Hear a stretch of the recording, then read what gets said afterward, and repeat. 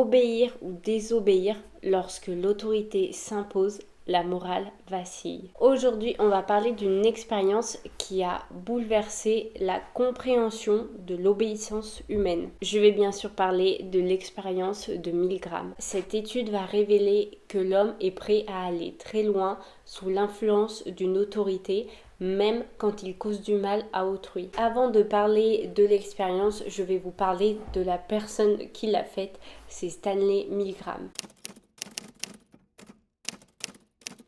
Stanley Milgram, il est né en 1933. Il a fait au début des études de sciences politiques, puis après, il s'est tourné vers la psychologie sociale qu'il a étudiée à Harvard. Il obtient sa thèse en 1960 sur le thème du conformisme, sous la supervision de Solomon Asch, qui est un pionnier de la psychologie sociale. Mais c'est en tant que professeur à Yale qu'il va réaliser une de ses expériences la plus connue.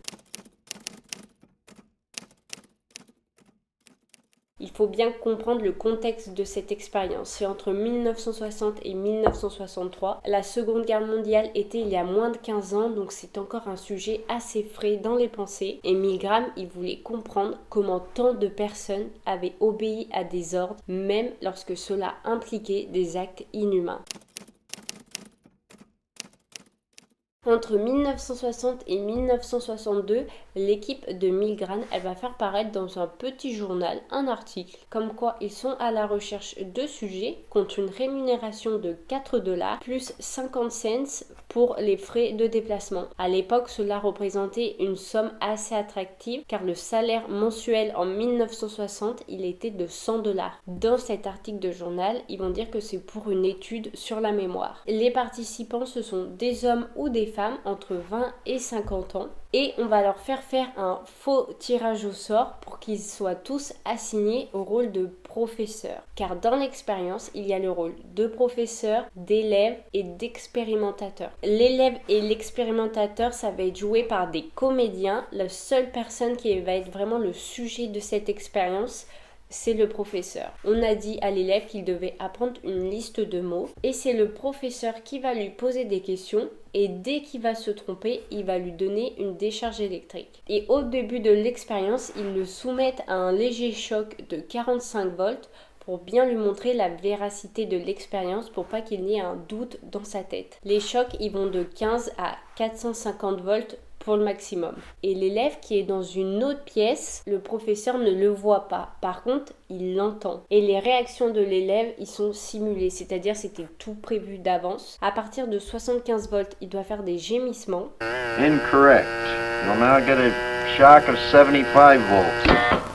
À 150 volts, il doit supplier que ça s'arrête. Incorrect. 150 volts. Sad face. That's all. Get me out of here.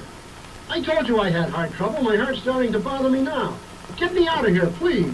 My heart's starting to bother me. I refuse to go on. Let me... À 270 volts, il va faire des cris très violents. Et à 300 volts, là, silence. Comme vous l'avez compris, il n'y a eu personne de blessé. Il n'y avait pas de choc et c'était des comédiens. Sauf, bien sûr, le professeur qui est, lui, le sujet de l'expérience. Si un sujet exprimait le désir d'arrêter, c'est-à-dire il disait « stop, non, je veux plus appuyer sur un bouton », pour donner une décharge électrique. Et c'est là qu'intervient l'expérimentateur car lui doit vraiment représenter l'autorité. Donc quand quelqu'un veut arrêter, dans l'ordre, il est censé lui dire « s'il vous plaît, veuillez continuer ».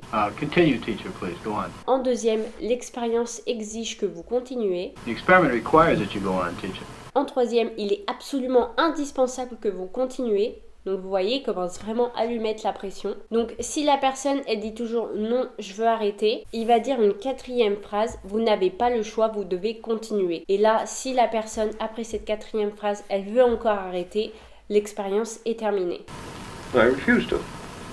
En revanche, si le participant se soumet et décide de continuer, l'expérience se prolonge jusqu'à l'administration de 3 chocs électriques de manière consécutive à 450 volts. Et sur ces manettes-là de 450 volts, il y a des croix dessus pour montrer le danger et une phrase qui arrive avec « Attention, choc dangereux ». À la stupéfaction de Milgram, 62,5% des participants ont donné ces 3 chocs consécutifs et se sont donc soumis à l'autorité. Et ne pas oublier qu'ils entendaient les cris de douleur. Cette observation, elle met en évidence une conclusion assez inquiétante. Sous l'influence d'une figure d'autorité, la majorité des individus vont se soumettre. À l'époque, Milgram, il a qualifié ces résultats d'inattendus et d'inquiétant. Cette expérience, elle a soulevé de profondes questions sur notre responsabilité individuelle et sur la soumission à une autorité. Elle montre que dans certaines conditions, un homme ordinaire peut commettre des atrocités quand on lui donne des ordres. Même encore aujourd'hui, ces résultats-là de cette expérience, ils sont toujours cités pour comprendre le mécanisme de l'obéissance et de la manipulation sociale. Ne pas oublier que dans cette expérience, les sujets, ils pensaient faire confiance à la science,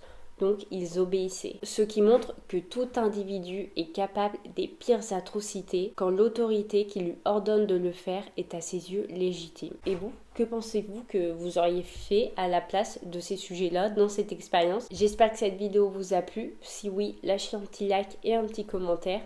Bisous tout le monde. Ciao.